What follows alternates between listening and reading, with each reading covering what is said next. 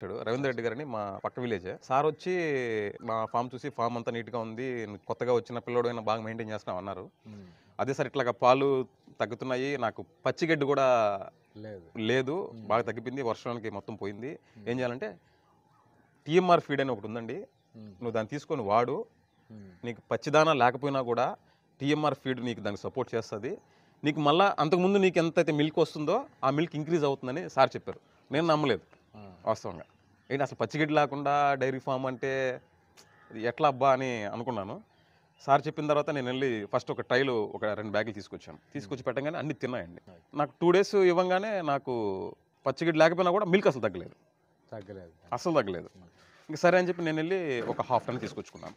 Half టన్ ఎట్లా ఉంటది. హ్మ్. నేను దానికి వెళ్ళే ముందు ఆలోచించాను. ఇప్పుడు టీఎంఆర్ ఇచ్చి మళ్ళీ నేను దానా ఇచ్చి ఆహా! మళ్ళీ ఎంతో కొంత పచ్చిగడ్డేసి మళ్ళీ ఎండుగడ్డేసి అసలు నాకు ఫామ్ ఏం వర్కౌట్ అవుతుంది. హ్మ్. ఇది ఎట్లా అంటే టీఎంఆర్ వేస్తే హ్మ్. నీకు దానా అనేది అసలు ఏది పెట్టాల్సిన అవసరం లేదు. Only TMR. హ్మ్. ఓన్లీ అది టీఎంఆర్ వాళ్ళు యూజ్ చేస్తున్న మాట మీకు చెప్పారు. చెప్పారు. నేను ఓన్లీ టీఎంఆర్ వేస్తున్నాను. ఇంక దానా ఏం అవసరం లేదు. అదే ఫార్ములా ట్రై చేద్దామని చెప్పి నేను ట్రై చేశాను.